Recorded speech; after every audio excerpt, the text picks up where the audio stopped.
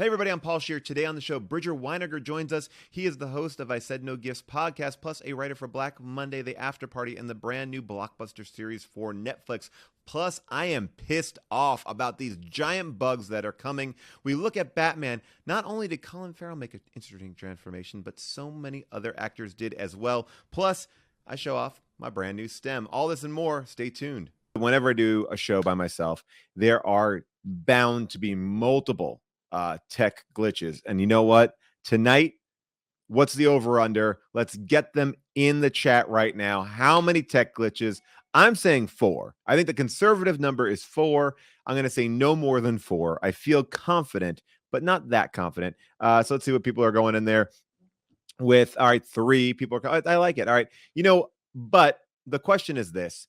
Just because Rob isn't here, does that mean that I'm not going to give you an A+ show?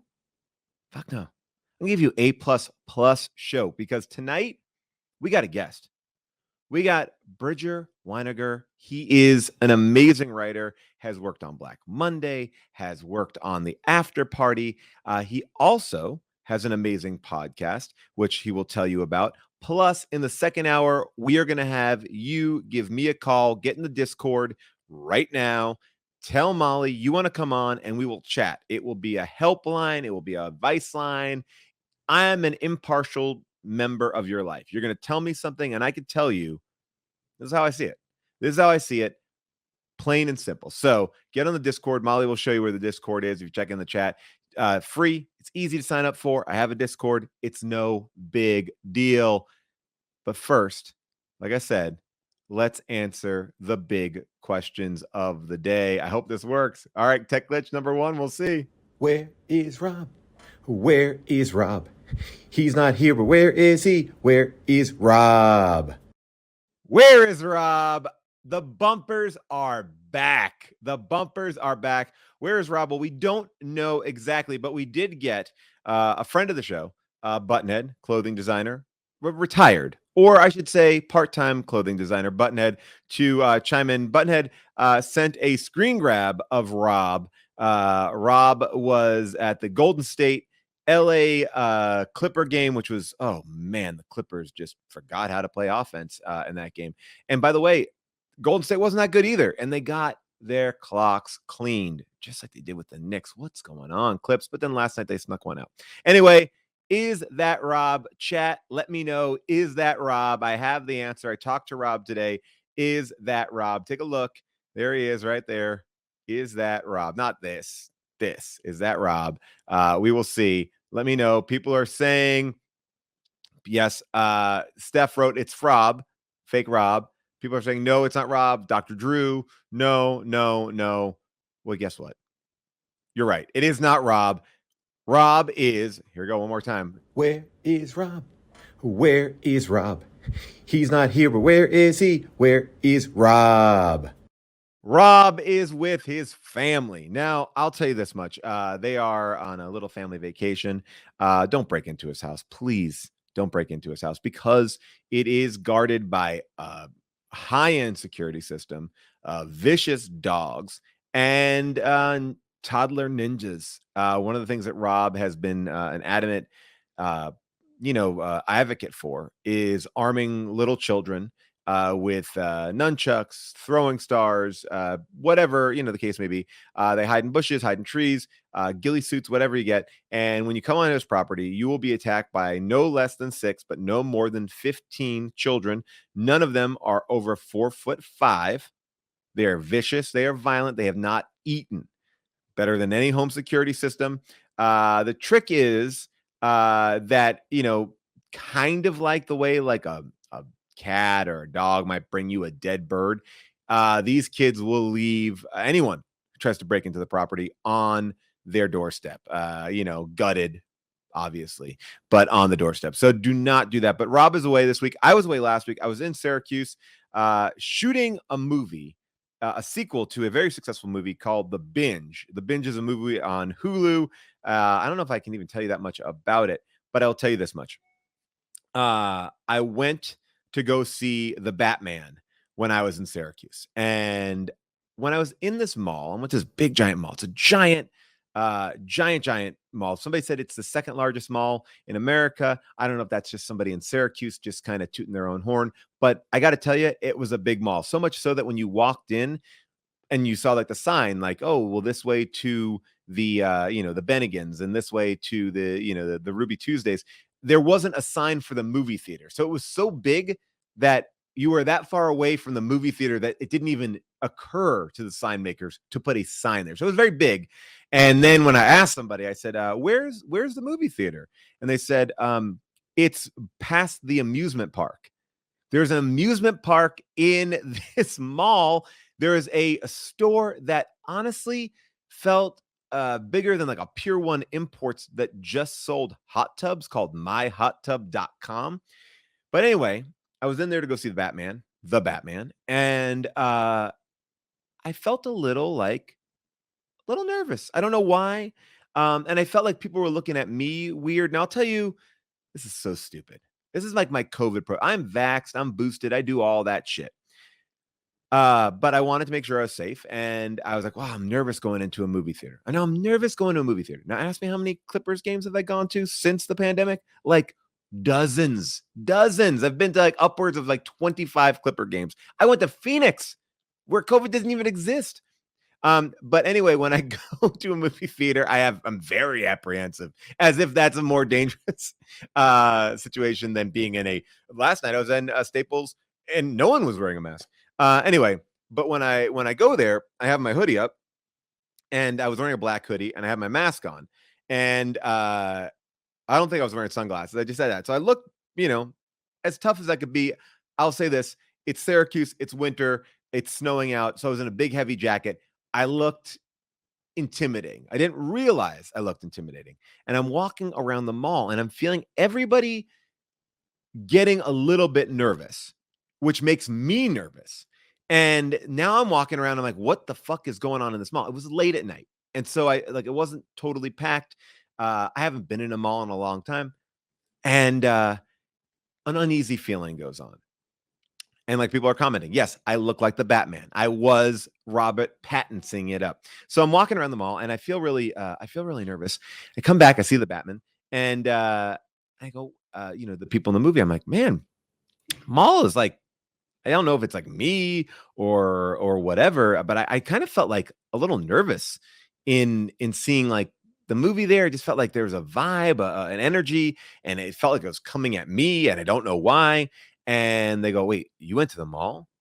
And I was like, yeah. Now I'm expecting them to be like, that mall was taken down in 1970. You were in a ghost mall. No, I was not in a ghost mall.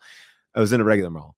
But they said, oh, last night, a woman was held up at gunpoint in the mall. It's the talk of the town. Now, here's the thing. That's bold to hold up somebody in a mall. It also speaks to how giant the mall is. Like, not in the parking lot, in the fucking mall. And to make matters worse, it's the Syracuse basketball team, the Orangeman, his wife, Jim Boeheim, the coach of Syracuse. It was his wife who was held up at gunpoint. So I think because of me and my heavy jacket, I was wearing June's dad's like old army jacket, had my hoodie up, had my black mask on, not my funny Minions mask, not my mask that says the mask, like Jim Carrey's mask. No, I was in there looking like a fucking tough guy. I was scaring people. And then in turn, I was feeling scared. And basically, that's what happened to me in the Syracuse Mall. But I want to talk to you a little bit about a couple of things that have been going on. We just talked about the Batman a little bit. And I want to just break into this a little bit here. So the Batman, great. I liked it. I know a lot of people don't like it. Some people took me to task on it. I loved it. I thought it was great. But this is not for me to give you my movie review. I have plenty of podcasts to do that. All right. I just wanted to kind of talk about something that I didn't quite understand. Now, obviously, I don't know if you saw this, but this is the Penguin. The Penguin is in the movie The Batman. And I think a lot of people have been shocked to see that, that is actually Colin Farrell. I mean, that is amazing. I want to go back to that and just do one more time. Like, that is this. Now, I get it. I'm somebody who works in this business. I understand makeup, CGI, Benjamin Button. I've seen it. I still don't get this. Like, this is wild to me. This transformation is wild. And, I think that Colin Farrell is getting a lot of attention for this like total transformation, but there really has been so many amazing transformations in this movie. I mean, for example, Rob Pattinson, I think he's a great Batman, but that's not actually, I think a lot of people think that's Rob Pattinson. That was not Rob Pattinson playing Bruce Wayne and Batman. No, that was actually, and this has been really weird, but that was actually Sam Elliott. Sam Elliott played the Batman Bruce Wayne, but that was a lot of makeup. He looked great. I thought that like they aged him down really well. And I think it was honestly the reason why no one's talking about it is because, Sam Elliott's been getting a lot of flack for his comments about the power of the dog, so I feel like the studio wants to kind of play that down. But I mean, look at that. That transformation is really, I mean, it's unbelievable. I mean, like you really can't even, I mean, you could see it a little bit in the hair. But I mean, really a wonderful transformation. And it didn't just stop there. I mean, this is Lieutenant, this is obviously in the film. Batman needs to have allies, right? Jim Gordon, classic Batman ally. A lot of people, I think, thought it was Jeffrey Wright. It's not Jeffrey Wright. As a matter of fact, it's actually Frances McDormand. Frances McDormand did a fucking bang up job as Lieutenant Jim Gordon. I mean, it just really, look at that. You can see it in the eyes if you look closely in the eyes there.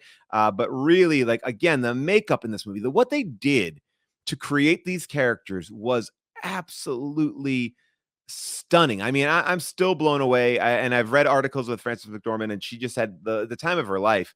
And again, John Turturro, underground goat in this movie, absolutely fantastic. And it's interesting, a lot of people think, oh, that's John Turturro. It's not actually John Turturro. It's Jeffrey Wright.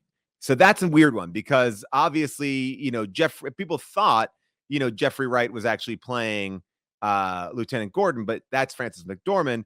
And then the John Turturro character, that's actually Jeffrey Wright. Again, makeup is really fantastic here. Really been impressed with this. And of course, Zoe Kravitz, I think a lot of people assumed did this by herself, the stunts and everything like that, but she's only actually on film, like for 2 scenes, because the rest of the time, Zoe Kravitz was actually these 3 white dudes. They, and again, did an amazing job. The 2 of the guys did her actually one of the guys was her body, one of the guys was the legs, and one of the guys was her arms. And again, that is Zoe's face, but everything that body wise was done by these 3 dudes. And finally, I think, no spoilers here, but I think if you've read anything, that Paul Dano is playing the Riddler in this film. Paul Dano is playing the Riddler, but I think I guess now the secret is out in a way, because it wasn't actually Paul Dano at all. Matt Reeves did an amazing job. Paul Dano was actually played by Jim Carrey, dressed in his Riddler costume. So that was, again, this movie all across the board, the makeup, the effects, everything. I mean, this is like, you can't even tell, but Jim Carrey is back as the Riddler once again. But again, bravo to this cast. Truly great work. And again, I think Colin Farrell is getting a lot of the attention, but there's so many other people to thank and talk to. This is interesting to me. I don't know if you know what this is. This is the stem player. Is anyone familiar with the stem player? Let's see if I could do this and make this work. All right. So the stem player is Kanye's MP3 player. That is, I would say the user interface is questionable. But what else is new? All right. So I'm just plugging it in here. Let's see if this is going to work. I think this is actually going to be pretty awesome. All right. Let's see if this works. See? This is not technically a technical glitch, because this is just, okay, here we go. Turning on. The stem player is turning on. All right. Now, I don't know what that stem player does. All right. The stem player is basically an MP3 player that breaks up musical tracks into stems. So you could just hear the bass, you could just hear the vocals, you can kind of do everything. And it comes preloaded with a bunch of songs. And let's take a listen to what we got in here.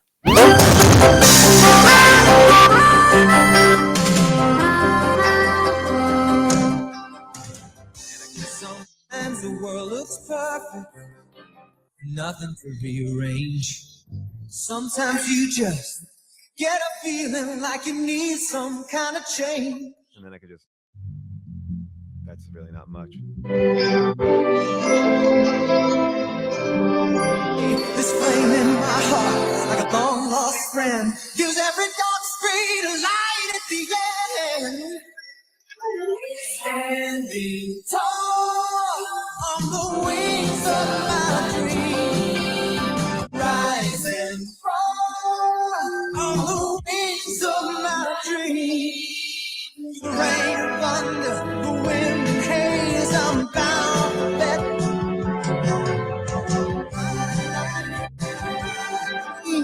Nothing gonna stop me now. Nothing gonna stop me. My life, my dream. Nothing gonna stop me now. I hope that that's what Kanye intended this thing to be. So that's a little STEM action. And then I was getting really excited. Nothing gonna stop me now. Still going. All right, so let's try the next one. Let's see what else I got here. I got this one. Let's see what we got. Look at this, no tech issues so far. Let's see, can we get this next track going? Let's see. It's after Rob. Album. Let's see if this goes on. It's a little tricky to find a. Oh, there it is. Okay, here we go. Nobody but about me. Why you got to give me a fight? Can't you just let it be? But about me. Be a fight. Let me be. Do it naturally. But if it's too easy, you're gonna disagree. It's your life. Isn't it a mystery?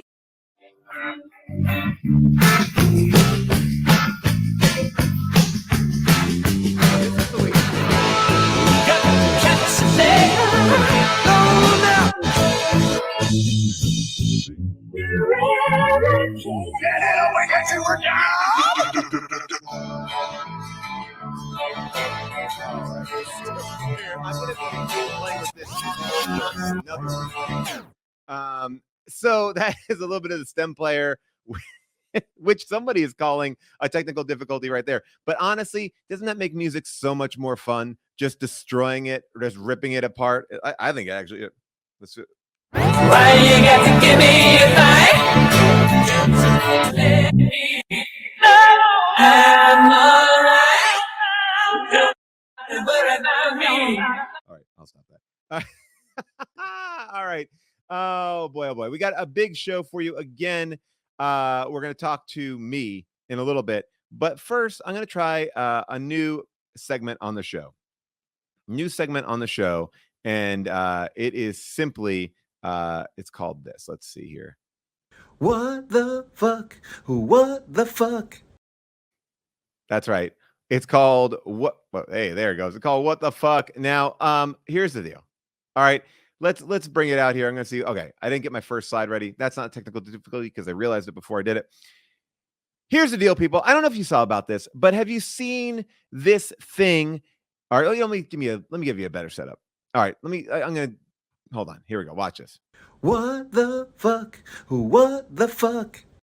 All right, What the Fuck is a brand new segment here on the show. It may be the first time, it may be the only time that we ever do it, but it's a chance for me to bitch and moan about things that I'm mad at that are going on that just seem so stupid and make you say, what the fuck? And here's my what the fuck of this week. This new law, the Don't Say Gay law that's going on in Florida is what the fuck? What the fuck is going on with this? I mean, seriously. Why are we? This is one of the stupidest things we could ever be putting into law. All right, first, we're saying we can't talk about any basically anything that that attacks racism or talks about the fact that there's any inequality. We took that away, right? That's been something that has been on the thing. Now we're saying we can't talk about people who are gay. We can't talk about trans. We can't talk about anyone else's lifestyles that are not the heteronormative lifestyles.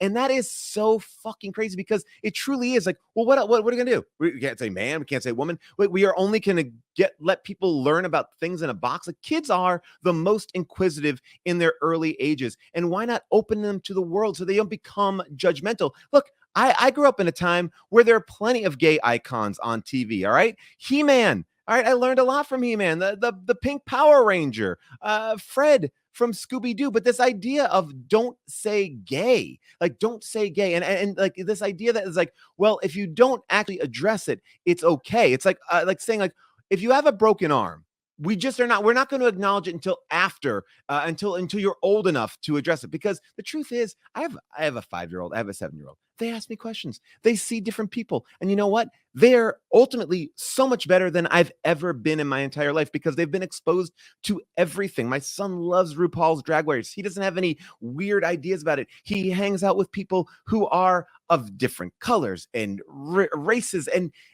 sexualities. He's able to bring all of this in. And this idea that we introduce it later in life when it is like, why not just make it normal from the fucking start? All right. It's this idea that we are cutting kids off when they're most open and inquisitive is so infuriating to me. And I'll tell you this much, this idea, this is like the defense of it. I read this today because I wanted to make sure I was on the same page. Well, it just reinforces the fundamental right of parents to make decisions regarding upbringing. So basically what that means is it reinforces the rights for your parents of some of these kids to be total racist, homophobic assholes, right? It's like, hey, that's my God-given right. As a parent, I can do that. So you're basically telling the schools like, hey, be on our side here because we don't want them to be exposed. God forbid they're exposed to anything that we don't want. What about religion? Let's not also like talk about Hanukkah either, because I don't want to like upset my kid with having like more gifts. Like he heard that one kid gets more gifts during the holidays. So I don't want to talk about Hanukkah either. This is such bad bullshit. I hate it. And that is my What the fuck? What the fuck? But I'm not done, because also this week, just when we're getting out of this pandemic, just when we're getting ready to get back into the world, I've seen this idea, this fucking spider as big as the palm of your hand will invade the East Coast. This is not a lie. This is a real news story in USA Today. It was on Vox. These are Japanese spiders. They're harmless, thank God, right? But no, fuck this, okay? Because here's the thing. How do they get there? They fall from the sky. All right, so we're having giant spiders the size of our hands. They're just falling from the fucking sky?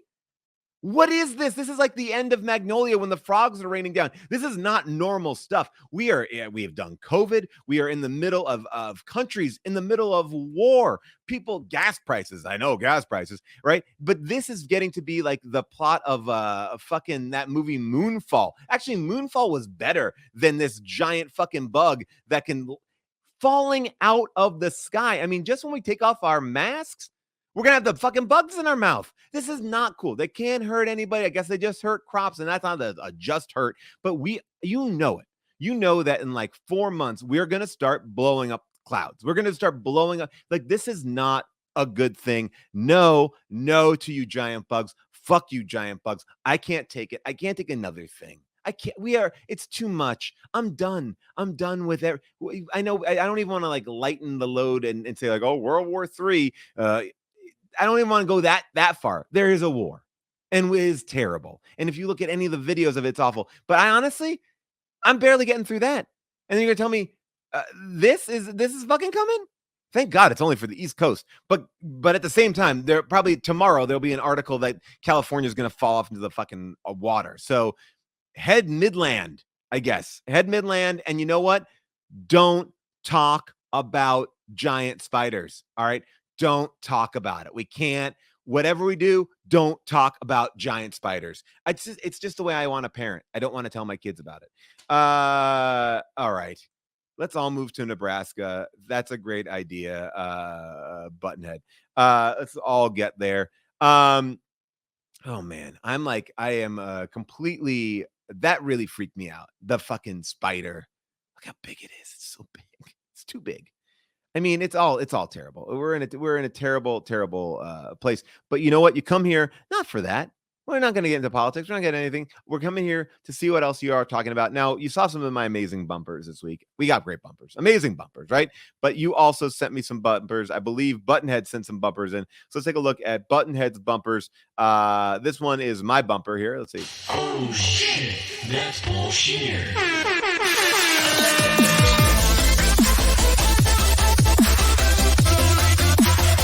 Paul Shear, king of comedy. Bam! I love that. By the way, that was awesome. Thank you, Butthead. Hey, you came from Molly Sleepover Vibes. I'm coming from Molly Sleepover Vibes. Molly and Anna, they have a great show. Molly will be a lot more prominent in the second half of the show as she helps me out with the call-in section because Molly is so smart and great. But we're in a good zone. I mean, that's it. We're having fun. We're having a good time. Everything's been a laugh, a lot of laughs. Want me to take out the stem player again? Want me to play Donda on the stem player? Where is it? Nope, I can't get to it. Your loss. That is, I mean, by the way, this device is so complicated. All the buttons are not labeled, and oh, there it is. I'm not. Fuck that. Okay, get out. Shut up. Okay, I'm turning it off. All right, so let's take a look at the other one, the Rob bumper that Buttonhead made. Emmy-nominated actor Rob definitely doesn't pick up dog shit with his bare hands.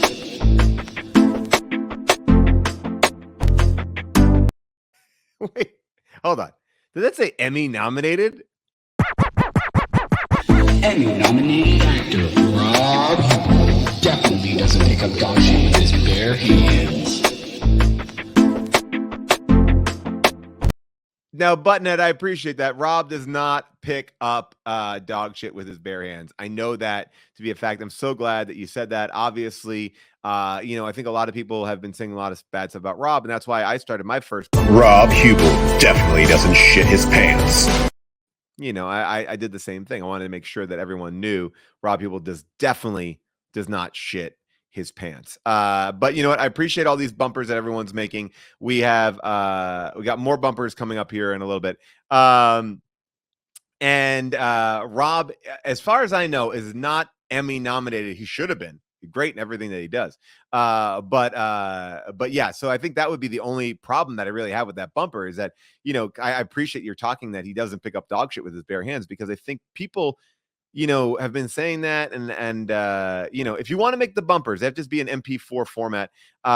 So please go at it. Again, my first bumper was kind of a fun one. Oh, shit. That's right. The person you came to see. Oh, shit.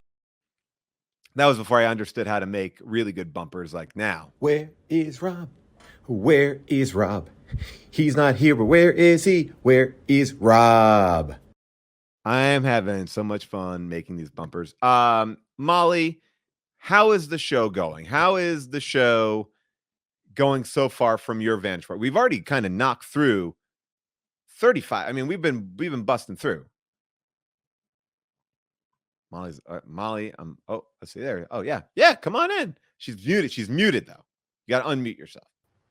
Okay, does that count as our one technical difficulty? You know what? I'm gonna say that people were gonna bet on me. Okay. So because I have the history of the technical glitches. You are perfect. Oh, great. Okay, everyone heard that. I'm great at that. You've done it. You've nailed the streaming. We have our first guest coming up soon, but Molly, what do you want to tell people? What are you looking for in the Discord as we are seeing who should chat with us in the second half? Definitely. I want to hear all your questions. It could be anything about love, your life, your job, your neighbors, your dog. Do you have a dog that's cuter than my dog? I don't know. No, Birdie is amazingly cute. Yes, she really amazingly is. Cute dog. She's a very good girl. She's very, very stinky, but that's what makes me love her. Molly, I haven't really talked about it publicly. I mean, the what I've been going through with my dog. Yeah. It's been a real Oof, magoof. I've been like some people actually caught on a little bit because I've been doing I have an Instagram called Sheer Snaps, just my Sheer last name is Snaps? Snaps, and I've been challenging myself. I love taking pictures, and I just been challenging myself to walk around with a camera every day and grab a picture, try to do something interesting. It makes me it gives me something to do. Not that I need more things to do, but it gives me something to do that is not a pressure. It's something I actually enjoy doing, and I love taking photos. And again, I'm not putting pressure on myself, but I'm doing that once a day. And some people caught on that my dog was in the ICU. Mm-hmm.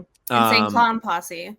Yes, Insane Clown Posse caught on that my Mhm. dog is in the ICU. I have not talked about this publicly, not that anyone gives a shit, but last Monday, or I should say last Friday, I woke up and I was walking Meatball, and he just is recovering from a torn ACL. So he's Mhm. been crated, he's doped up on not on CBD. I got a lot of people after I posted that clip. I know I'm not no CBD. You know, CBD to be effective needs to have just a little bit of THC. That's again.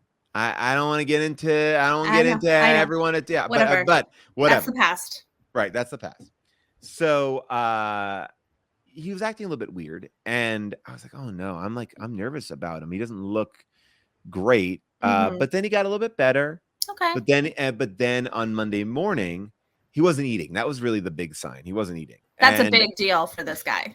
yes, but he's also doped up on all these meds. He's Mhm. sleeping. I also feel like he's a little depressed because he's like trapped in this crate all the time. Like he's Yeah. not getting to like lay on the couches and move around the house freely. So I felt like I couldn't tell if it was like a hunger strike versus like something actually really wrong because he's recovering from major surgery. Mhm. Wake up on Monday morning, he's shaking really bad. I say to my wife, I say, June, we got to take him to the doctor. Mhm. Let's go. And I throw him in the car, bring him to the emergency room. Long story short, he has to have emergency surgery because he had a cyst on his liver that exploded. It exploded. He became septic. The doctor called us and they said there was a 50-50 chance that he would make it out of surgery. And if he made it out of surgery, there was a 50-50 chance that he would even survive the post-operation. Mhm. So it was a really delicate, insane moment. And I will say this, and I know we have a great guest coming on, and I'm not bringing it down. I'm not bringing it down because No. it's a good story. But the doctor called us from the operating room and basically said, you have 10 minutes to decide whether or not you want your dog to live or die. And that was not a great spot to be. I'm sure. I'm sure. It was stressful as hell. And June and I are literally tossing the phone back and forth to each other because we don't want to make the call. We don't even Mhm. know how to make the call because we don't even really know what's going on. We're not prepped for this. We don't even know. We thought it was a normal Monday morning. Yeah. Oh God. So What'd you choose? Well, you know what? We chose life. They were able to operate. We thought to ourselves, look, let's do it. And let me tell you this, people. I don't begrudge anyone who would say that they can't do it because it is so prohibitively expensive. Like it makes me nauseous to think about the price that it was. And I'm Yeah. not like, whatever. I did it. There, it's done. But like, I don't understand how anyone is able to do this. Like it is prohibitively expensive. So we said let's get him through the surgery, and if his body can't make it out of the surgery or he can't recover in time, that will Make be a it. But call. we at least Yeah. gave him a shot. A at fighting this. chance. Yes. So they took out 2 of 4 lobes of his liver and his gallbladder. Oof. And he's got a scar from his chest plate all the way down to his penis. He's wearing a very cool shirt. Tip to taint. Tip to taint. And he made it out. He recovered wonderfully well, like surprisingly, shockingly well, which is great. But now we're doing a lot of home care. So this guy's got a feeding tube in, Mhm. and he's eating and he's doing great. And my wife I just want to like shout out June for she had to do a little bit of this, bring him home all by herself when I was away shooting my movie. And it was just amazing. But it's been my heart goes out. I've never really been in a situation where I've had to make that decision with a dog. And I know that for a lot of people, it has to be financial. I mean, I essentially just bought a car. I bought a car with the surgery that we needed to be done, and the aftercare. My God, it keeps on going. And yeah, so I just never been there in the past. My stepfather gave away one of my dogs. One of my dogs just was my ex-girlfriend took, and then she gave it away. So I never really had to be in this like life and death moment. Oh, Birdie. Well, Birdie wants to chime in. That's Hey, it's okay. Well, who's she barking at? Whoever knows. But Paul, I mean, we have our guest. Yes, I hate to tell you what to do, but you should have got one of these immortal dogs that will never die. I mean, look, I'm right there. I want to get that dog from that stupid commercial, like where it's like robot dog who goes chasing after the electric car. I feel like that's the one to get. That robot dog seems pretty good. Here's the thing, though. A lot of people talk to me and they said, "Oh, you did it for your kids, right? You did it. You want." And I said, "Here's the thing. I brought that dog to the emergency room. He wasn't in our house for 2 days. And at one point I said, do you guys miss Meatball? And both kids replied, wait, he's not here? So no, we did not do it for the kids. Goddamn kids didn't even realize the dog wasn't in the house. So that's, we did it for me. We did it for you. Yeah. And then here's another thing. He's gone for a week with the surgery. I come home on Saturday and I say to Sammy, my youngest, Vanilla Ice, Twanch, I go, are you excited that that Meatball's back? And he goes, he's back? So I'm not living in a palatial mansion. You can see that you can see everyone sees each other here. We basically share a bathroom in this house. So the fact that my kids don't even recognize the dog has not been there is really crazy. But Molly, I've been on pins and needles. I've been on pins and needles. I'm going to take her out. I'm going to pop out, and we've got our guest. I'm so excited. I know. All right, I'm excited. I'm gonna give you our guest. We have an amazing guest, and I have a great bumper for our amazing guest. All right, here we go. Let's watch this. Watch this shit. Here we go. It's time for Bridger Winegar. Look at that. You had your own bumper. I created a bumper for you, Bridger. I am so happy to see that, and I'm so happy to see you. I am so happy to see you. I'm okay. Our dog has recently we had to get her surgery. 2 different surgeries. Okay, so that's what I'm in the middle of. I have an ACL surgery and then this major. What did you have to get done? There was like a tumor thing, a mast cell tumor, I think is what it's called. Yeah. That was worrisome, so we got that taken care of. And then there was another thing growing on her leg at the same time that the vet kind of just ignored. And then we had to go back and get it taken off anyway. You're in the same boat. I have a dog that's already gimpy from the ACL surgery, and now he can't. Now, like, I don't know what. Like, it's like, how do I even pick him up? So, are you in this like zone of being like almost like a nurse to your dog right now, or is the dog back in fighting shape? The first one was nursing, where she had the cone on her head, all of this shit. Yeah. The second one was more. It was like getting a. I was like, if that was on my body, it would be like a wart that like they would burn off at the dermatologist in 5 minutes. This was like $2,000 sort of thing. Yeah. She's now recovering. We took her to the vet today and found out she had another issue, and we're now paying for that. It's never ending. It's never ending. And I will say the itemized bill from this hospital stay was shocking to look at. And I knew what the price was. But the best part was, again, when I'm talking to this surgeon, a great surgeon, she did an amazing job. God bless. But I'm talking to the surgeon and I go, well, like, what does the recovery look like? Because our vet said to us very honestly, look, you have to look at this realistically.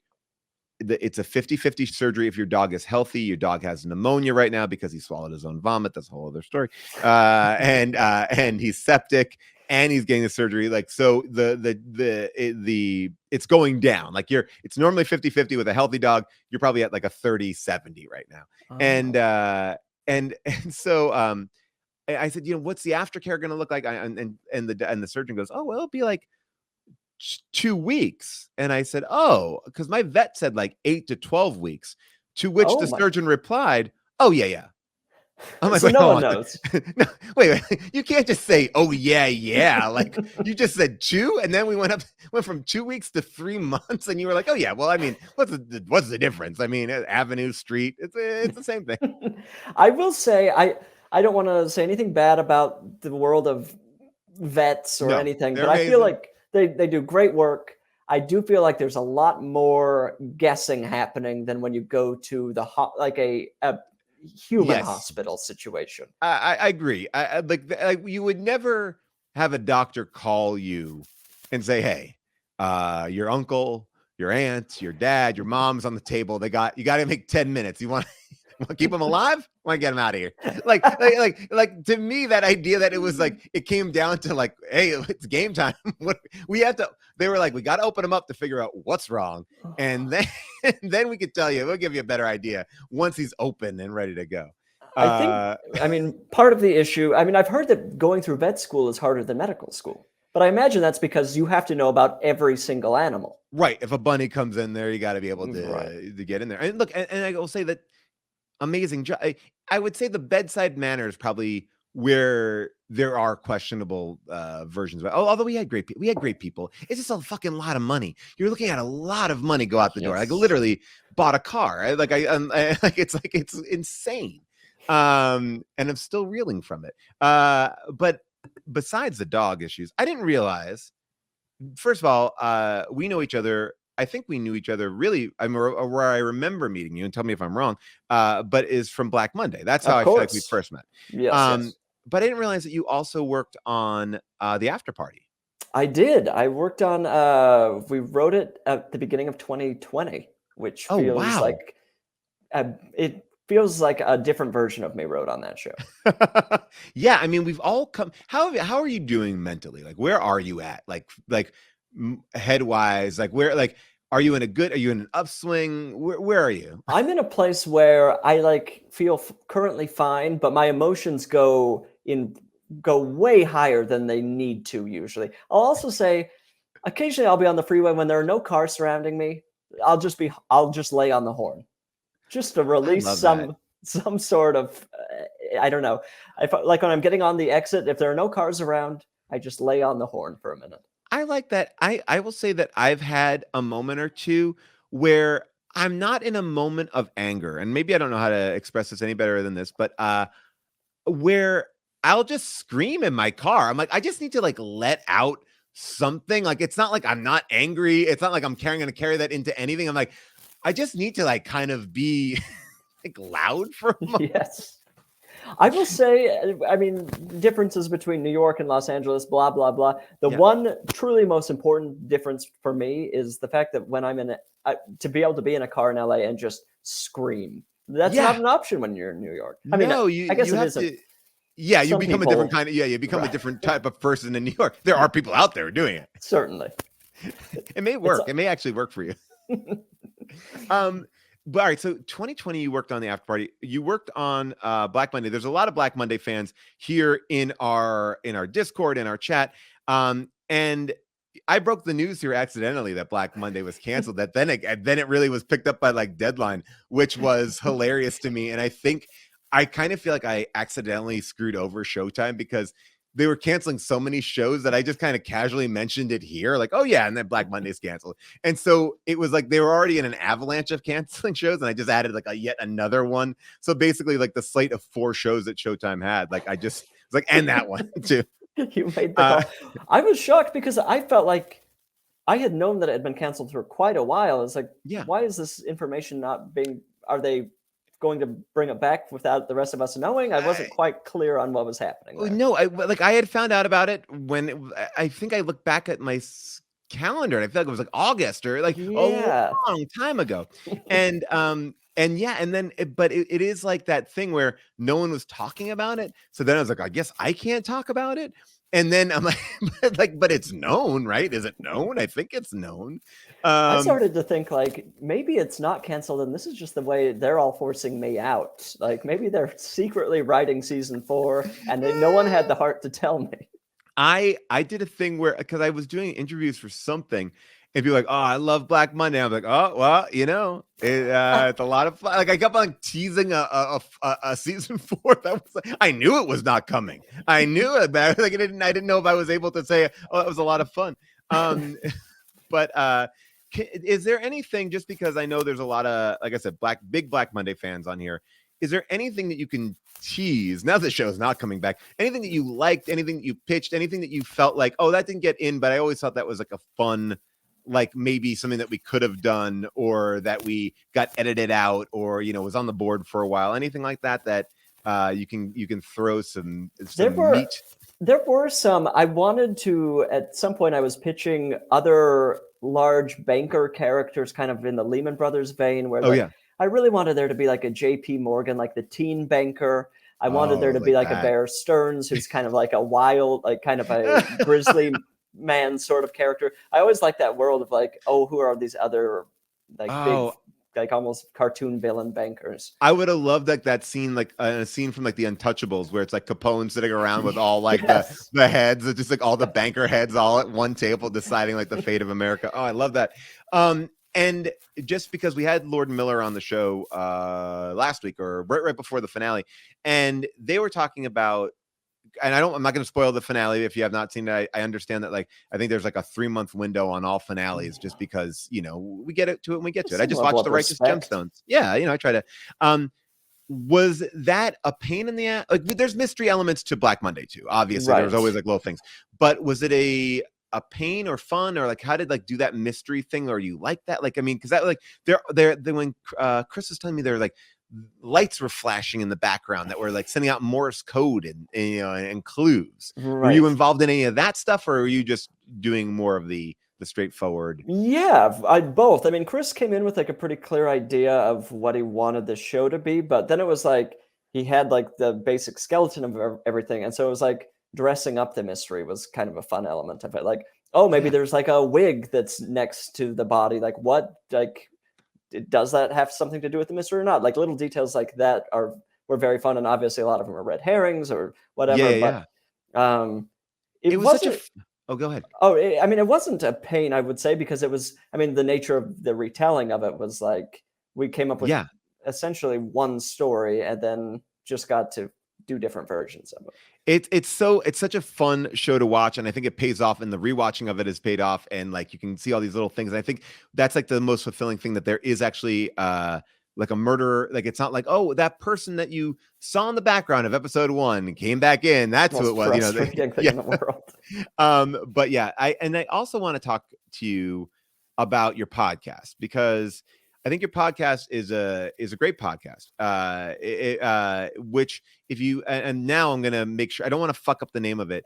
I Said No Gifts. Yes. Okay, I Said No Gifts. And your premise of your podcast is that you make everyone give you a gift. I absolutely do not make anyone do anything, Paul. All right, well, tell me. All right, yes. You showed up on my podcast. Yes. Unprompted, gave me a set of funnels. I did not ask for them. Well, yeah, it's in the title. You said no gifts. You said no gifts, and you're right. I'm mistaken. You know, look. I try to, you know, do the right thing, and I gave you some like a set of funnels. Funnels, yes. Which I genuinely use. Funnels are actually very, very, very helpful. I want to like talk about how this idea for your podcast came together. Like, what was the root of it? It was essentially I wanted to do a podcast. I knew that I knew I wanted it to be pretty low key, and therefore for there to be just like an obnoxious, repeatable element that would help conversation. Right. And that sentence came to mind, and I've always found just the assumption on an invitation of saying no gifts, like assuming that I was whatever I thought about bringing a gift, I think is very funny. And thing to bring gifts to people at a certain point. Like, do you agree with that? Like, I mean, I guess my question is, do you even want a gift now? Like, do you want gifts?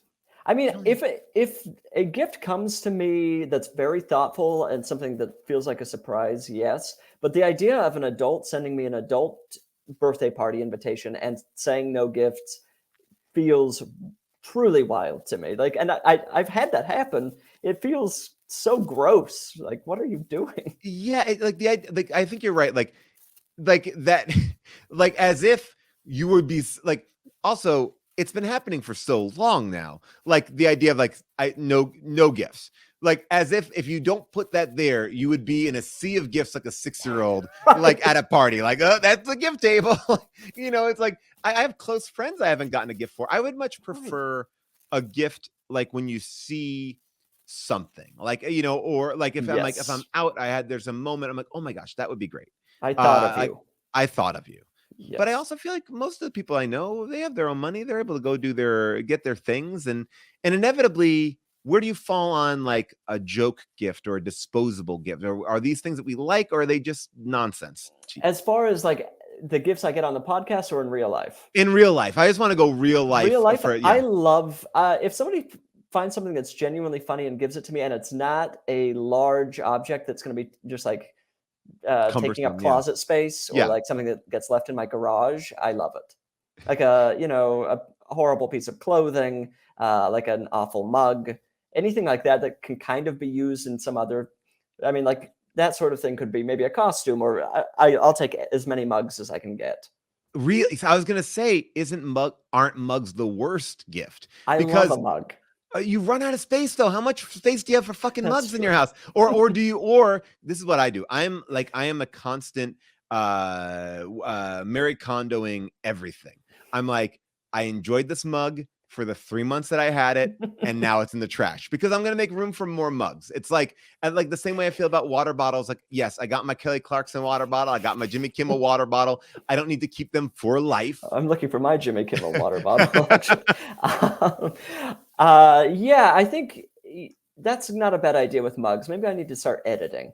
Edit out those mugs. I have like a Snoopy mug and a Wyoming mug that I use regularly. The rest are like all like 8th string mugs. That's what I'm saying. It's like you're not even you're saying ha ha ha, and you're throwing it in there, and then it's like, and it's just eating that cupboard space up, and then every now and then you see it. So you hope that person comes over to your house and they see you got the mug stuff. No, I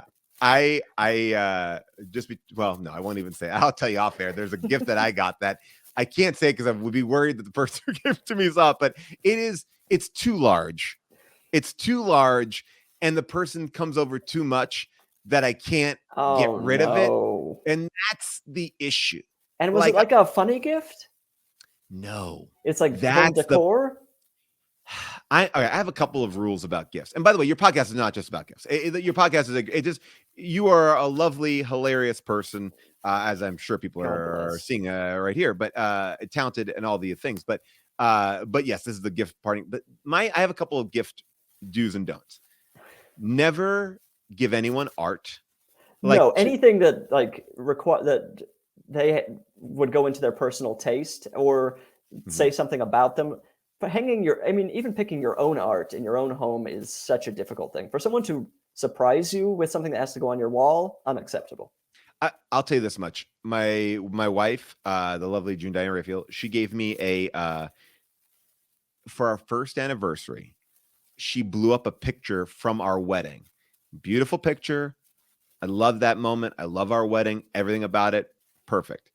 I don't want that on my wall. I don't want to be a person where you walk into the house and you see a picture of me. I can't do it. That feels like something we've moved past right? As a society, right? That feels like something in the 80s and 90s you would do.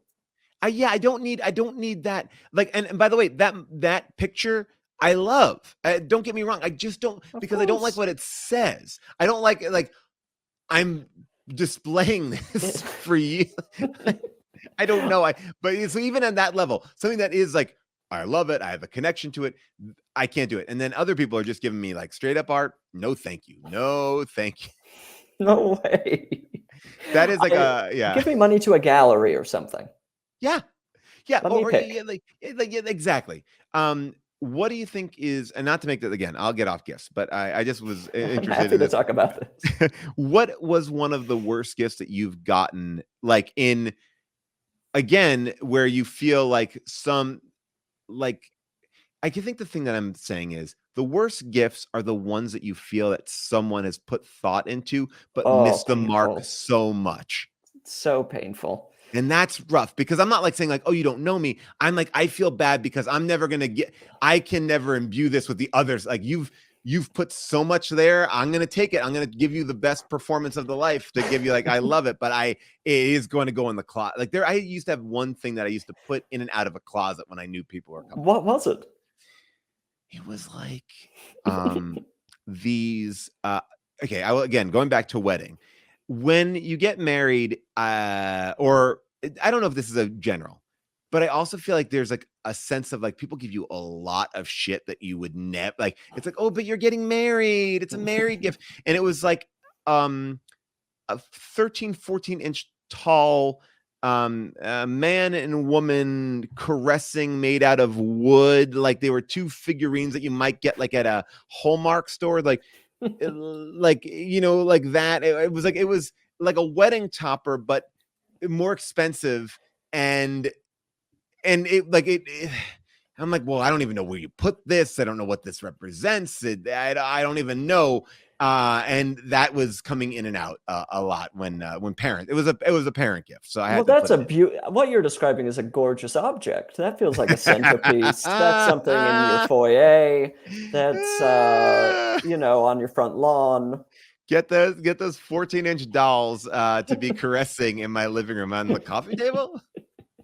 But yeah, like what was like I mean, that wasn't like a miss, like you don't get me, but that was just like, ooh, it's tough. That goes in the art category. Did you ever get like a gift that someone didn't get you? Like, or was it like even like I also find like if you get it from a loved one, like somebody you're dating, someone that you're like that, oh, that's a rough one. You're like, oh, this is gonna be rough. I feel like nobody has ever really missed the mark. There was a long period of time that my grandma was getting me medium-sized shirts, which I think she was trying to be like, you're not small, this sort of thing. Like, and it was I finally had to break down and just like, I told my mom, please tell her I'm okay being a small person. It's perfectly fine. I'm not a medium-sized man, and that's okay. Please stop. Like, there's nothing I can do with it makes me look smaller. That right. You are perpetuating the thing. You are shrinking me down. Yes, you're making me look like a little boy. So that was the big gift challenge. I feel like occasionally someone will give me like another thing I don't like to get most of the time is a book. Oh yes, get me books are hard. A bookstore gift card I will love. I love to read. Yes, but don't give me an assignment. Yeah, don't weigh me down. I next to my bed is such a giant stack of books that I want to read. So every one of them I'd love to read. But then if I get one like last year, one of these gifts, you're in the entertainment business and sometimes you get these gifts from people. I got 4 books. That was my gift from it was like clearly this company was like, this year we're buying 4 books and that everyone's getting 4 books, and they were big tomes, and it was like, and they were socially conscious, well-regarded books, all great. But the pressure of having those 4 books and then the thought of going like, I don't even know if I want to read, like it's too much for me. I'm already in this place where I don't know if I can take on, I just read, I read the Cass book, which was a beautiful, amazing book, but that's a hard book to give if you're not willing to receive it. Like, I mean, that, that's of course it's a huge time commitment, and I don't know, choosing a book is a very personal thing that the person, you have to kind of commit to the challenge yourself. I don't want the challenge given to me. I agree. And I don't want anyone following up. Did you read it? I don't need to know never. Anything. That is absolutely unacceptable. You cannot recommend something. You cannot give like a book or anything and then later say, did you read or did you watch? No. You do the initial thing and then you leave it alone. I'll come back to you if I liked it, yes, or if I hated it. I will find you to discuss it. It's not slipping my mind. Don't worry. You do not need to get back in there. I don't want to keep you for too much longer, but I do want to know, what have you been up to? What are you doing? You doing anything fun? I mean, I don't want to put you on the spot. I mean, maybe you're just enjoying your life, but are you doing anything? I just finished a job on Friday. I've been working on this show called Blockbuster for Netflix. Which Vanessa Ramos is created, right? Yes. And David Casp, who is one of the creators of Black Monday, Jackie Clark, all great people. And incredible, very fun bosses to have. And I think people are going to enjoy the show. I think it's like a fun workplace comedy, and the cast is amazing. It's about the last Blockbuster, right? It is, yes. I'm a fictional version of. Yes, you're in the documentary, right? I am in the documentary. The documentary that was, and those guys were fantastic. But like one day I got a call and they're like, "Hey, we're doing a Blockbuster documentary. You talk about it all the time. Would you come on and chat about the Blockbuster?" I was like, "Sure." And I was like, I got like I mean, not even aggressively. I was like, yeah, like I got 30 minutes. Like, let's go. Like, it was whatever it was. 4 years later, it goes on Netflix and everyone sees, like, it was like for a while, it was like the thing that most people saw. I was like, I'm on a show with Don Cheadle and Regina Hall. Like, do you know that? Like Andrew Rannells, have you seen these people? Like people like the Blockbuster. I'm like, I shot that for 20 minutes in my office. Like, it was like they came to me. I didn't even leave. It is weird if something's on Netflix. If you work on a Netflix show, just by nature of it being on Netflix, it will be the most watched thing you work on, regardless of what it is. It is a wild thing. And by the way, like I said it before on the show, and if you're on anything where it requires you to get a subscription to Showtime, it might be the least watched thing, unless you're an older white man. But your podcast comes out every week. You can listen to it wherever you get your podcasts. And I'm excited for this blockbuster show. Our good friend Payman Benz, who directed Black Monday, directed Winning Time. He's directing right now. Carl Tart, I think, did a guest star on it, and Randall Park's star and Melissa Fumero. It's a great cast. I'm sure I'm missing a lot of other people that are in it. But are you gonna go visit? You're not gonna go visit. You can't. I don't know. It feels weird to travel anywhere. I mean, there are now multiple reasons not to be traveling, which is not ideal. Can I bring up this to you? I brought this up earlier about things that I'm a little bit upset about, and I just want to get your take on this, and I'll let you go. But this was out this week. Spider as big as the palm of your hand can invade the East Coast. They're falling from the sky. Apparently, they came from Japan, these bugs, and they're harmless. Oh, okay, they're not poisonous. They're not poisonous. They kill crops. They're agricultural pests, but they are. But the way that they described it is they'll soon start falling from the sky in the from East a Coast. Plane or what? That's what I was like. How are they getting the clouds? How are they being transported over here?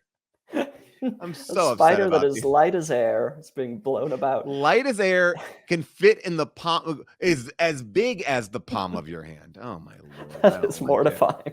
I hate it all. Well, it's been a pleasure to have you. I want to play your intro one more time. Let me see, Eric. It's time for Bridger Winegar. There you go. All right. So bless you.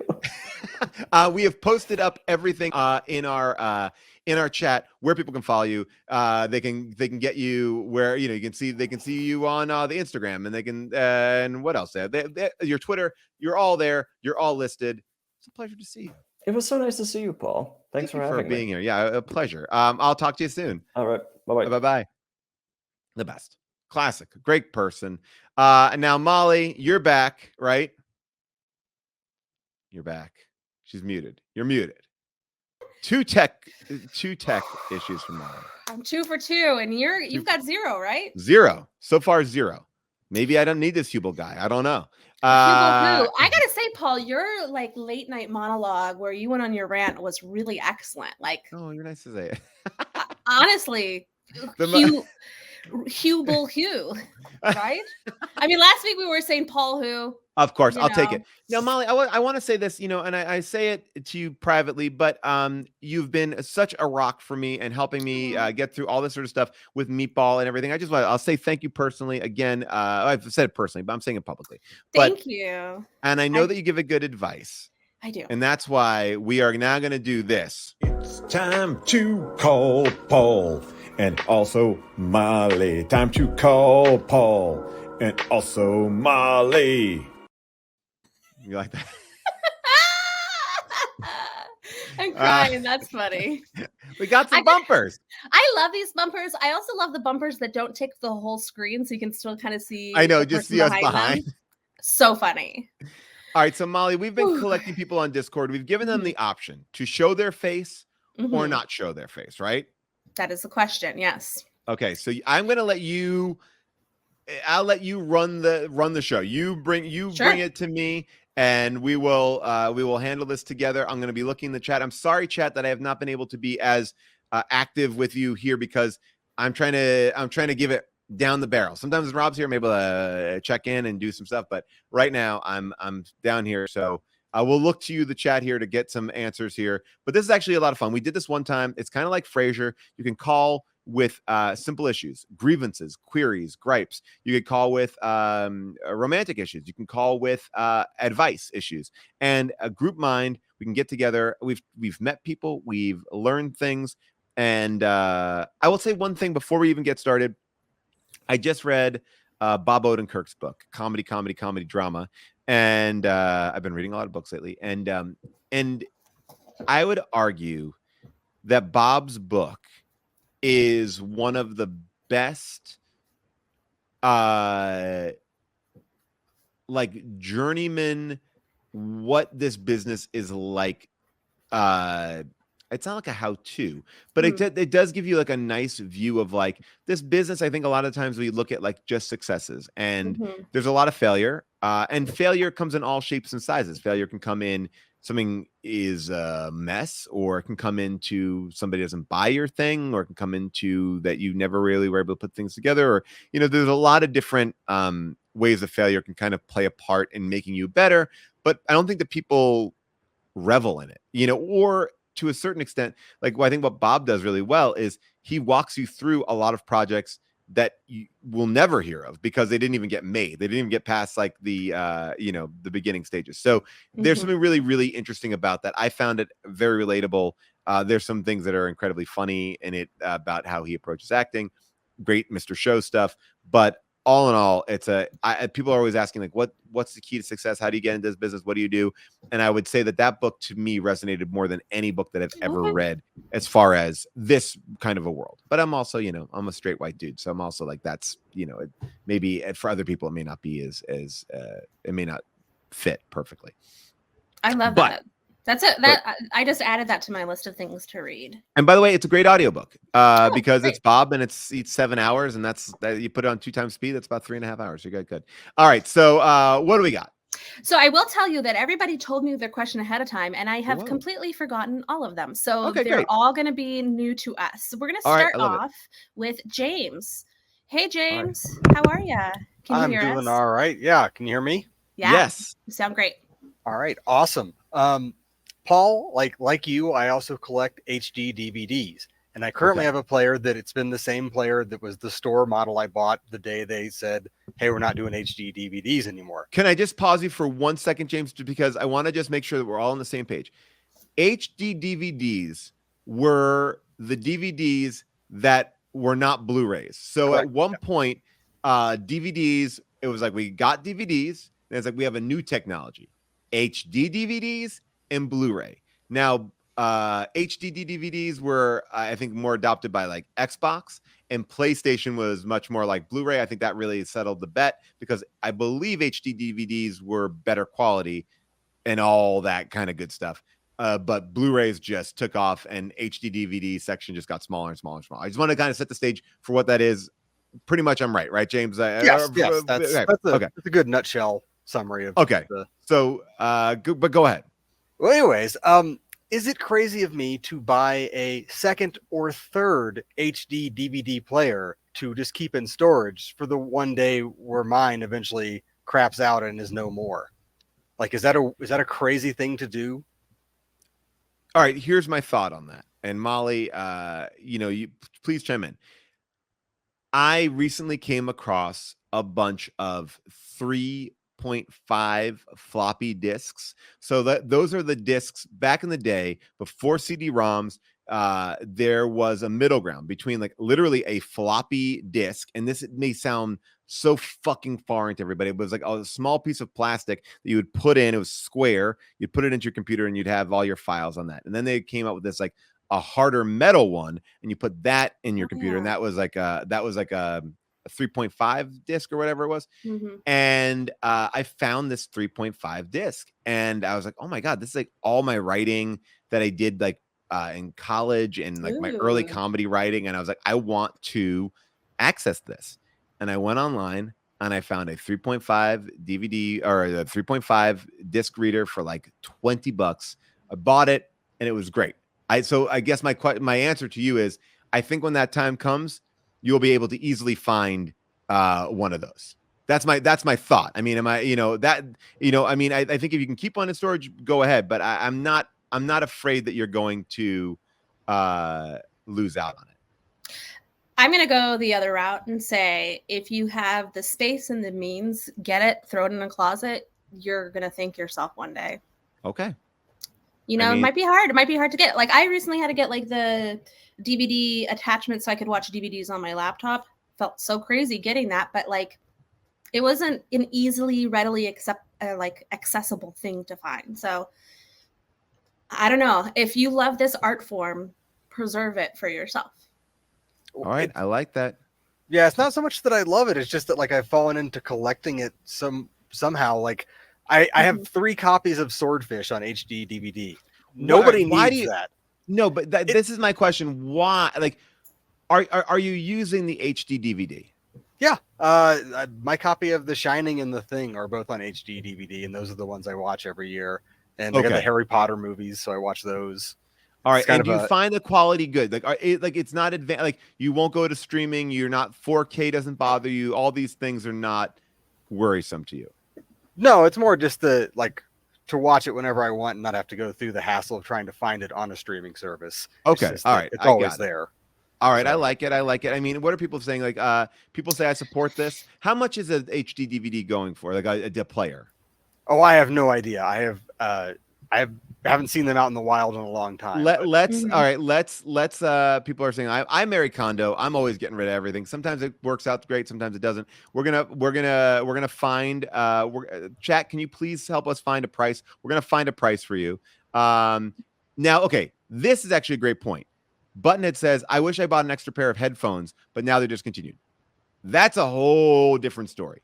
We're talking about a piece of technology that I don't believe you can always be able to find it. Like, if you find a good pair of headphones, if you find a good pair of socks, if you find a good pair of shoes, if that's what you were coming to me about, I'd be like, buy them. Like, that is something, like, when I get something that I like, especially shoes, or like, I will definitely buy extra pairs of that. I don't know, Paul. James seems like the type of person that would want to seek out a HD DVD player, and if he's saying he can't find it, like, that might mean that it's not as readily available as you think it is. That's true. I don't know. Right, I don't know. All right. I may be enabling you, James, but I also think that, like, obviously this is something that's important to you, so it's like a safeguard. All right, people are saying right now $74.95. You can get a Toshiba HD DVD player. Okay. It can upscale to HDMI out with a remote, $74.99. Some people are saying you can get it for $45 to $55. All right, so yeah, that's a fair price. I would like, if I found one in the wild for that, I would pay that. All right, and people are saying, isn't it Xbox with an HD DVD player? Isn't that an easy find? But I don't believe the Xbox played them, right? Didn't you have to get a separate player to plug into your Xbox? Yeah, I think it was a 360, and then like it had a Game Genie attachment that just jammed on. That came in there. Yeah, that's what made it. I mean, this was a fail. I mean, really, when you look at like Xbox fucked this one up. They really dropped the ball in HD DVD. All right. People are saying that your PS4 might read them. So why don't you drop it in a PS4? You might have a hack for a PS4. That might be interesting. All right. So we got some interesting issues. So I guess the answer to you is buy it, save it, like it. That's Molly's advice. I love it. Thank you. All right, there it is. Molly says it. Excellent. Thank you very much. Keep us posted. Before we bring out our next character, or not character, these are not characters. These are real people. I mean, Corvus is the lone exception. Is technically a character, but asking a good question. These are real questions for the most part. I haven't told you about this side hobby besides my STEM player. Wait, Paul, why is it that color? Why is it? This is the color that Kanye. I mean, it looks like a sex toy, right? Is that, or it looks, or it has like it's not the best color, right? Yeah, I wonder. It's so bland. I think that's part of it because of this. I'll show you why. Again, I think that is all about the colors of the. Oh, I did notice they're really cool colors. Yeah, so so when you kind of get into Pay attention to the state. And I can pick the I got you in the mood. Listen to your heart. All right, so but I've gotten into Payman Benz, again, the guy directing the Blockbuster show, directing one of our good friends.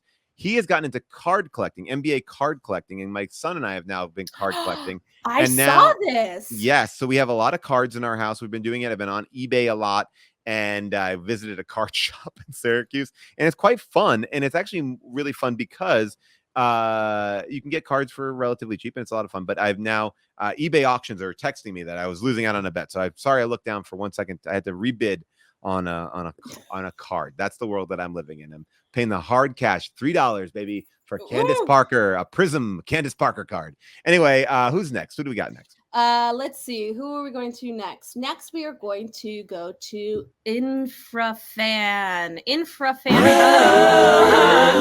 Okay. Hello. Elvin, hello. Hi.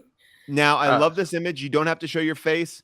And I want to answer first a question here from Buttonhead. They said, how hard is it to get songs on the stem?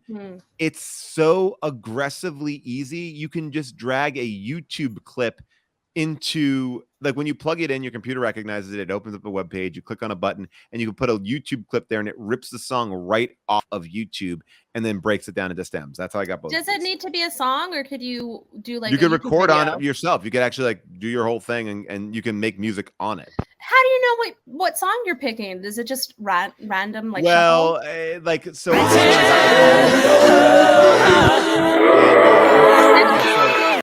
Is that you or Bo? Was that you? That was me. That was me. Oh, okay. So that's the tricky thing. Like, if you don't, I've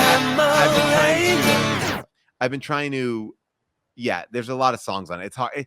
There's some things about it that are a little bit tricky. I think at the end of the day, you want to really erase it down to like the 2 or 3 songs that you're playing with, and then you reload it. But it's not like something. I don't know if you bring this out to a party. I don't quite understand how we use it yet, but I'm having fun with it. Yeah, that was definitely Paul. I don't have any Kenny Loggins ready to go at any moment. All right, so yeah. Should we call you Bo or Infrafran? Either or is fine. I just didn't exactly know what to put. All right, Bo's easier for me to say. So what's up, Bo? What's your cue?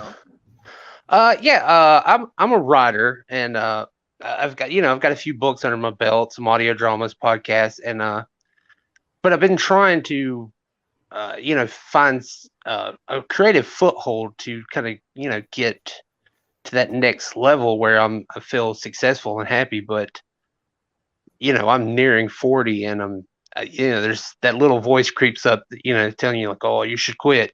This isn't worth it. This isn't going to work out. So, like, what do I do to kind of like reignite that that fire to kind of want to do more, as opposed to like giving in? And also keep in mind that your advice, my future hinges on everything that you say from here on out. Go for it. All right. I'm happy to jump in and say this. I'm jumping in head first. I'm not even going to hesitate and say this. Do it. Is your passion dwindling, or is your fear of not being successful overtaking? Like, because those are two different things. You can be very passionate about what you're doing and have the fear that you're never going to be successful, but those are two different roads. No, it's definitely the latter. Because I'm even like going to my first Comic-Con to sell, do some book signings and stuff. And yeah, I'm trying to I'm really excited about that, but also there is that nagging fear. And I think, defeat is almost a worse idea. No, it isn't. I'm going to tell you why. I'm fighting you on this, because what is success? Truly, like, what is it? Because I can guarantee you that at every stage, no matter who you meet that you think is successful, they don't feel like they are where they want to be. And this is the fucking problem with, I think, this idea of always wanting more. And I'm not saying this is your problem. I think this is a general problem. I think this is like I think that you will never fully be fulfilled. You'll never, like, you're going to Comic-Con, you're selling something, like, and great. And could it be more successful? Absolutely. Could you have bigger things? Absolutely. Same thing for me.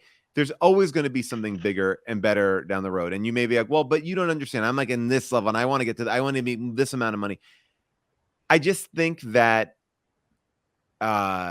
if you like doing what you're doing, and people are responding to what you're doing, even if that is 5 people, 10 people, and it grows and doesn't dwindle, then keep on doing it. because it's about the joy of creation. Like if you die tomorrow, you at least created, you wrote these things, you did these things, and you did it. And what, like, it's not like it's not taking you out of doing anything else. It's not, it's like, I guess that's my whole thing is, why do I do this show right here? Like not this. Well, yeah, even this Thursday show. I do this show because I love doing it. I love just having fun. There's no money attached to this show. I can go do shows for money. I do shows for money.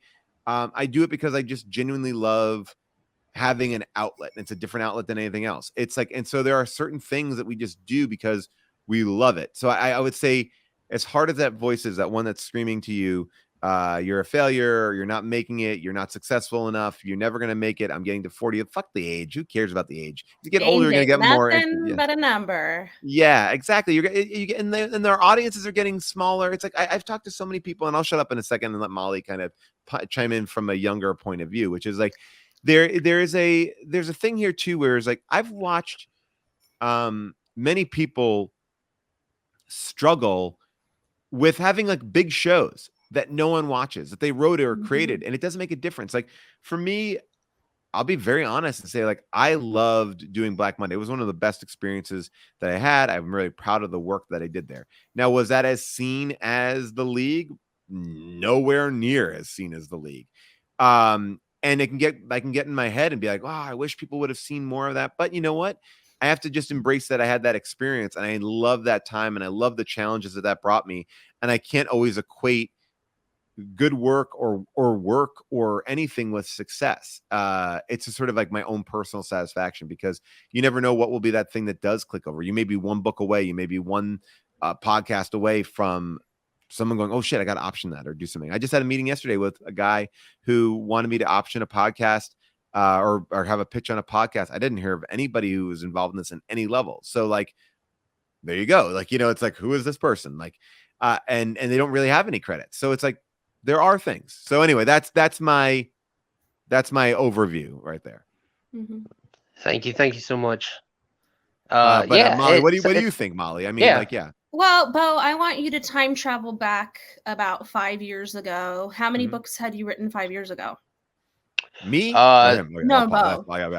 That's book wise. That's actually when I first published my first book. It was about a little over 5 years ago. Okay, and then now 5 years after that, how many books have you published? Oh, just on my own, like 4. Okay, so that's like progress, right? Yeah, definitely.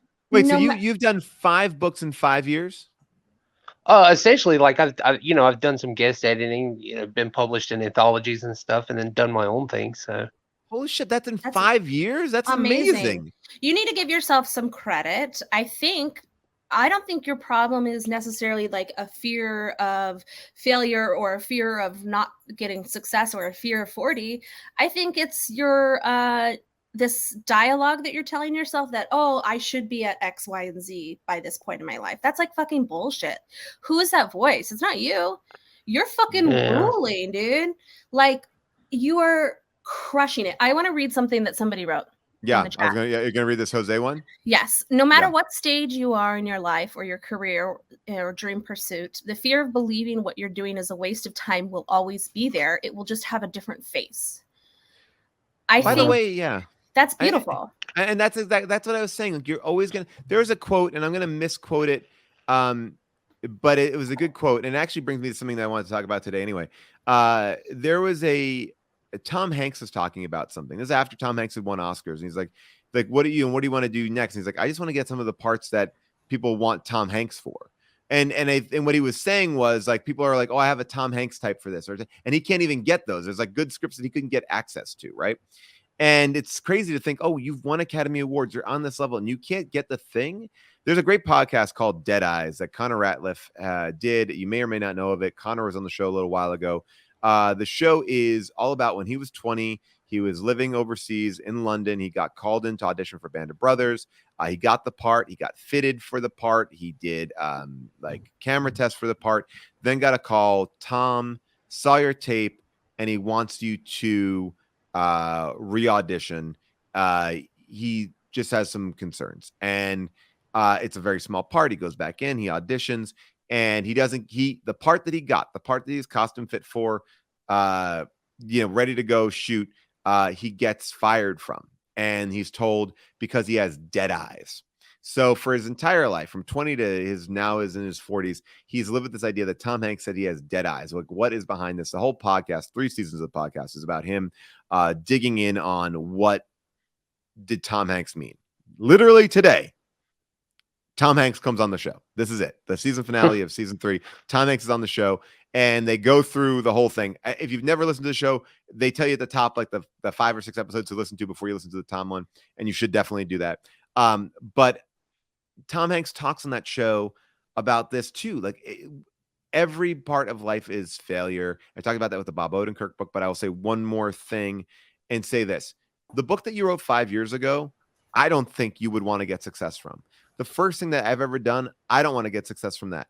You want to get success when you understand your voice, when you get what you're doing. It seems like you're in that zone and you're getting better and better. It's like, get good, then get seen. Because a lot of people, and I'm not going to call out anybody because it's embarrassing, but a lot of people get a lot of success very quickly, and they don't have the goods to back it up because they got successful in the first thing out of the gate, and that's a tricky spot to be in.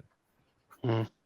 Well, I just thank you, both of you, so much. It's really encouraging, and the chat too. I don't want to overlook the chat. Chat's doing great. Chat's doing great over there. Yeah. Love you. Thank you so much. Take a look. There's a lot of good stuff. Keep on writing and get on the Discord. Plug your shit on the Discord. Like, get in there. Yeah. People talk about stuff, and people support people there. There's a lot of great stuff going on there. All right. Thank you. Thank you so much. We love you, Bo. Yeah, great. Love job. you guys too. You have a great night. All right, great. These are great. I think what was the book? Oh, the Bob Odenkirk book would be a good pick. Yeah, comedy drama. Yeah, and that's it's like there's all these there's ups and downs and everything, and I think sometimes like success looks different when you can look back at things, but getting there sometimes, look, all the time.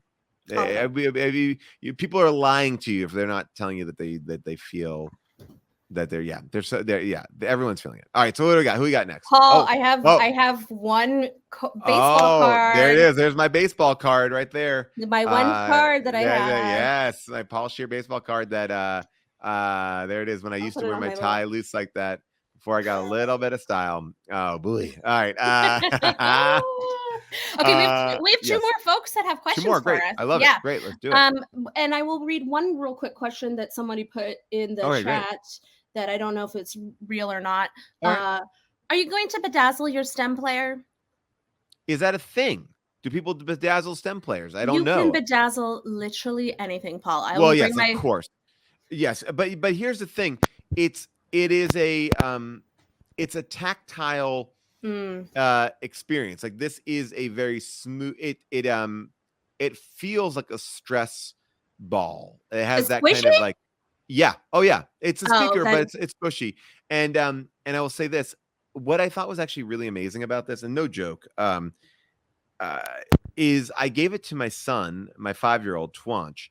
He grabbed it and started like mixing little beats together on it, and was having so much fun with it that I was like he had no need for instructions, no need for anything. Just started really playing with it, and there's something really interesting. So I think that you really want to keep that hands-on feeling, because I think it does have that vibe to it that you want to touch it. Yeah. I think my only criticism is the color. I think it's a little drab. I'll be honest. When I opened it up, I was like, "Ooh!" The flesh tone of it is rough. It's a little unnerving. Yeah, it looks a little bit like a. It looks like a prosthetic appendage. It has like someone says it looks like a breast implant. Oh.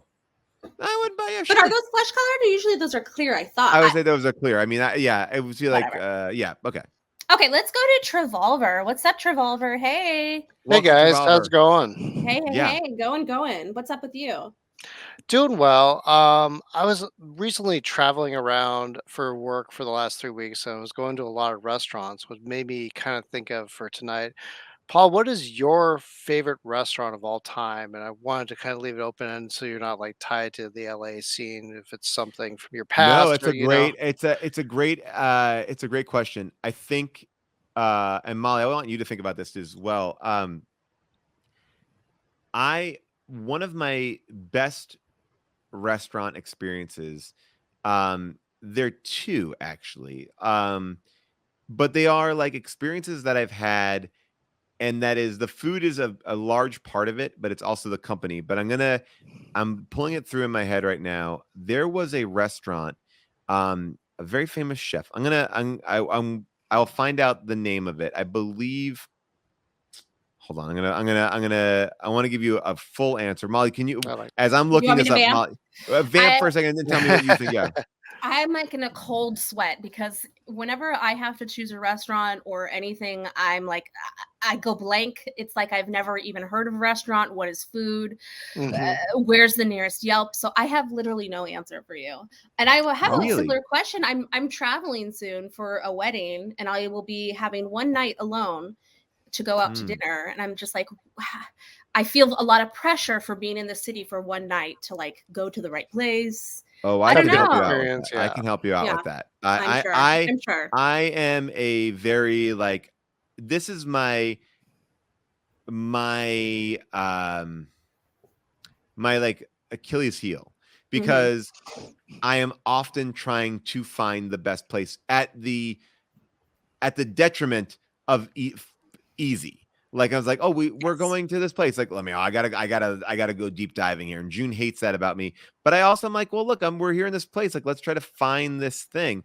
I'm looking for the restaurant, and I guarantee you, if I had like a little bit more time, I'd be able to find it. But how were you choosing things when you were traveling, Travolver? Well, a lot of it was kind of based on work. I was at a couple conferences, and so it's always what they have. And I swear I ate so much American, I would call it, like the last couple weeks, good American, like steak, seafood, stuff like that. But I'm like, when I got home, I told the wife right away, she's like, what do you want to eat out? I'm like, anything not American, Indian, sushi, whatever else. Yeah. I've had my fill of fried vegetables and stuff like that. Are these group meals? Because that seems like a very like safe for the whole group type decision. It is, yeah, definitely. It's always like, how do you please everyone with all the dietary needs around? So it's kind of always kind of keeping it basic: protein, vegetable, starch.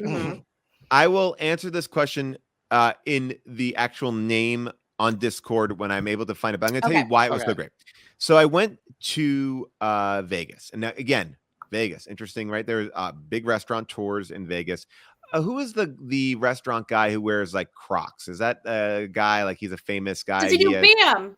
No, it's not. It's not Emerald. It's a. All chefs wear Crocs, Paul. Yeah, I know, but this guy I feel like was known for Crocs. He had a great place in New York. Anyway. Okay, chat with us. I go to his restaurant, and it was a large group of us, and we were brought into this private dining room. It was off the side of the restaurant. And as we were brought into it, I think it's Mario Batali. Yes, Mario Batali. So as we go inside this like private area, and the cool thing about the private area was like, oh, Mario Batali's iPod is hooked up here. So this is like you're listening to his music. We're in this little zone. And we met this waitress. And this waitress tells us her story. And her story was, I only work for the best chefs in the country. I travel all around. Whenever I find out a chef is opening a restaurant, I go there to work for them. And we're like, wait, that's a thing? And she's like, yes, I am a like career waiter. I hope I'm using that term correctly. Whatever she said her thing was. Yeah. Title. And so we're like, well, what would you recommend? She's like, I recommend that you let me do everything for you. Great. And it was okay. So what she did was she brought everybody a plate. We had something, and then she's like, what I'm going to have you do, and this may be a little bit gross to some people, especially now post-COVID. She's like, I want everyone to take one bite and pass your plate to the right. And so we did this, and it was truly one of the best meals I've ever had in my life. I had to try so many things, but because it was just a bite of almost everything on the menu, it was one of the most unbelievable experiences I've ever had. It was truly just a night to remember. It was great people, great times. I can't tell you what I ate, but everything I had was absolutely delicious. And I can tell you the one thing I remember eating, because I was very hesitant. I don't like liver. It's the only thing I don't eat. Oh, yeah. And she brought out something with liver. I think it was like a ravioli with liver in it. And I said, that I'm going to pass. She's like, please for me, try it. And I did. And it was fucking amazing. And I was like, this is unbelievable. And the other time that's closely tied to that is I was shooting in Shreveport, Louisiana. No offense to Shreveport, Louisiana, but it's not known for the best restaurants. And we had found this Indian restaurant. It was a hole in the wall, small, like you wouldn't even know it existed place. And the same thing. Chef was like, we would come in there and they would fully treat us. It was a beautiful restaurant, but just like not crowded because no one, I'm not going to make a big statement, but it wasn't where people were running to in Shreveport, Louisiana, this Indian restaurant. It was unbelievable. And then that has kind of like opened my love, honestly, for this idea of like the omakase, which is like, I'm a big sushi person. I used to have this one guy where I would go, I would never order. He had kept a special cup for me back behind the counter. Wow. And that I would go there again. This place was like a literal like hole in the wall, like it was next to a donut shop and a pizza by the slice place. And he would look at you as you walk through the door, and he would, if he liked you, he'd let you sit at the counter. If he didn't like you, he'd put you to a table. And if you went to the table, he would ignore you for like an hour. And I was part of the table crew. And every year on his birthday, he would make a meal that he wanted to eat, but serve it to everybody else. So those are the three spots. Wow. I'm always a big fan of let the great chef make you what they think is the freshest and best, and you will go happy. Love it. I love it. So Love it, sorry love for it, that love it. long answer, but No, that's that's great. Thank you, Paul. There you go. Yeah, Thank you. Thank you, Travolver. I sheer buyed him. you did. You got him right out of there. All right, so this is gonna be our last call, right? Yes. Because Yep. because we have Time to call Paul and also Molly. Time to call Paul and also Molly. one more time. We can't go wrong. All right. So who do we got now? We've got Jeff. What up, Jeff? Hey, how's it going? Friend Jeff. Jeff, how are you, bud? I'm doing Oh, great. is How there are a you? dog, Jeff? Sorry. No, this is a cat. That was your arm. Sasha. Okay. Oh, there. Yeah. Whoa. Cat. Oh, Hi. cute. Hello. Yeah, this cat just runs on pure hate. She's gonna outlive me. Oh God. God bless her. I love her. Sasha. Yes. Pure Hi, hate. Sasha. You're beautiful. Jeff, you got a cue for us? We got Yeah. English for you. Yeah. So this is kind of similar to the last question. It's just like, what do you like to do when you visit a new city? Mm. All right. Well, Molly, I want to because I visit a lot of new cities. What do you do? What do you do when you visit a new city? I think it's the same thing. It's like I get panicked. I want to do all the like cool shit that the city is known for, but I also want to do all the shit that the people that live there do. I want to go to the holes in the wall. I want to go to the nice ass places. I get overwhelmed, and then I just like go back to the hotel early and watch something on TV. So I'm not living my best life. I really want to, now that things are, knock on wood, opening up, I want to explore more. So I need both Jeff and Paul to school me and chat to school me. I can't answer this for you. First of all, Jeff, you're getting a lot of JJJs in the chat. People are throwing up J's like they throw up T's for Carl.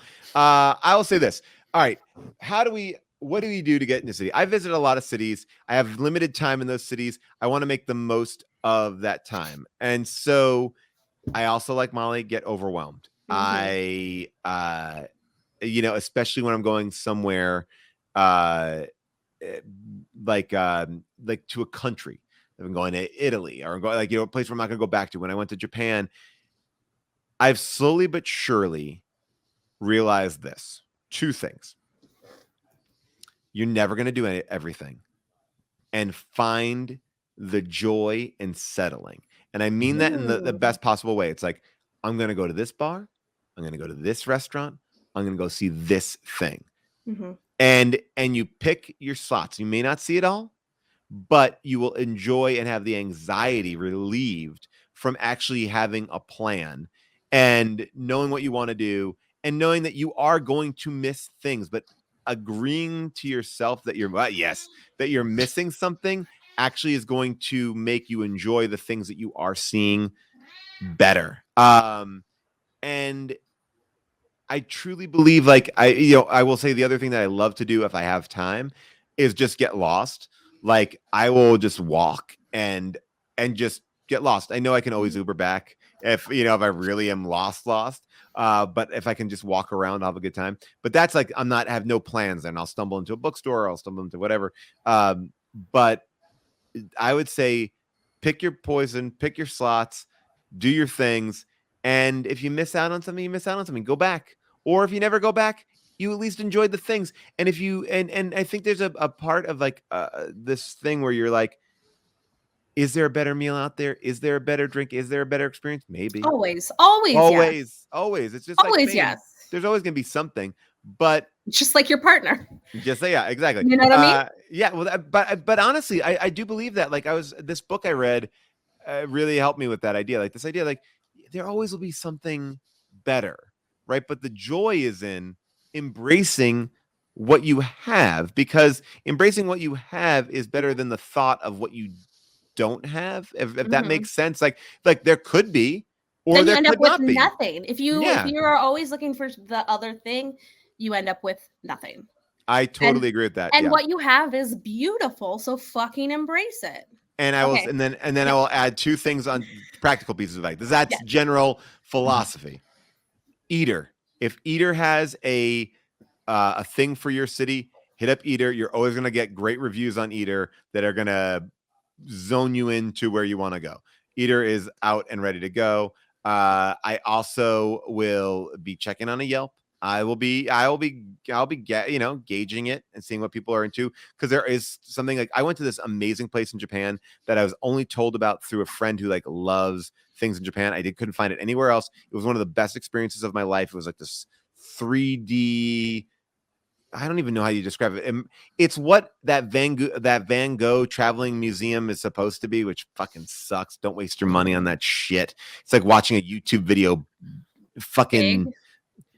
Yeah. I almost went to go see that. So it's I'm glad so to hear that fucking it's lame. terrible.